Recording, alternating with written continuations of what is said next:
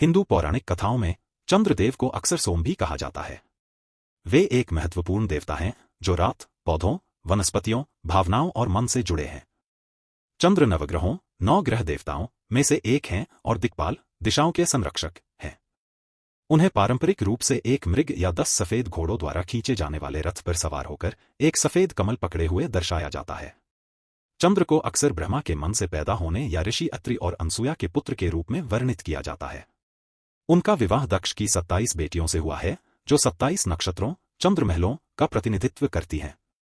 चंद्रदेव अपनी सुंदरता और चमक के लिए जाने जाते हैं, लेकिन भगवान गणेश से उन्हें श्राप मिला था।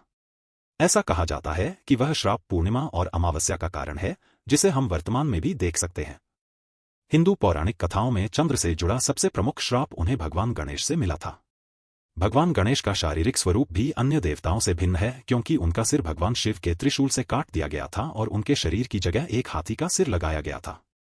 एक भव्य दावत के बाद भोजन के अपने प्रेम के लिए जाने जाने वाले गणेश ने बड़ी संख्या में मोदक खाए थे। भोजन के प्रति अपने प्रेम के कारण गणेश का पेट निकला हुआ था और चंद्र को यह नजारा मनोरंजक लगा। जब वह अपने वाहन मूषक पर सवार होकर घर लौट रहे थे, तो वे लड़खड़ा कर गिर। आकाश से यह दृश्य देखकर चंद्रहंस पड़े और गणेश के प्रकट होने और उनकी दुर्दशा का मजाक उड़ाया। गणेश एक देवता के रूप में पूजनीय हैं और उनका एक महत्वपूर्ण स्थान है। चंद्र की हंसी और मजाक को गणेश की दिव्यता के प्रति एक गंभीर अपमान और अनादर के रूप में देखा गया। चंद्र के अहंकार और अनादर से क्रोधित गणेश ने अपना एक दांत तोड़कर चंद्रमा पर फेंका, जिससे वह घायल हो गया।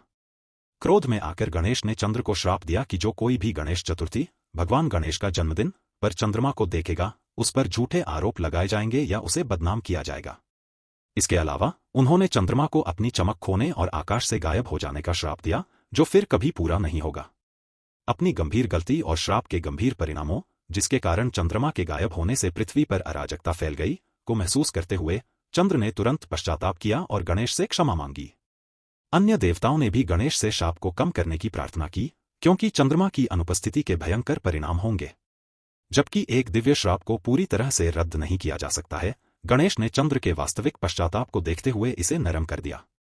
उन्होंने घोषणा की कि चंद्र हमेशा के लिए गायब नहीं होंगे, बल्कि बढ़ते और घटते रहेंगे, विकास और ह्रास के चक्र का अनुभव करेंगे।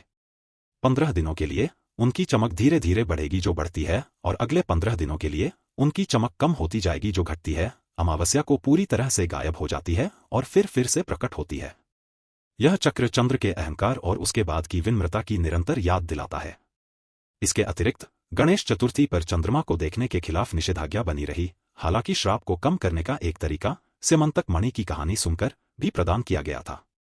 यह कहानी चंद्रमा के चरणों की व्याख्या करती है और विनम्रता और सम्मान के महत्व पर जोर देती है। कहानी में अक्सर चंद्र के अपने सौंदर्य और दोष रहित रूप पर अत्यधिक गर्व को दर्शाया गया है। वह खुद को श्रेष्ठ समझता था और गणेश को नीची नजर से देखता था, जिसका शारीरिक रूप अपरंपरागत था। गणेश का श्राप चंद्र को नम्र बनाने और उसे घमंड के बारे में सबक सिखाने का एक तरीका था।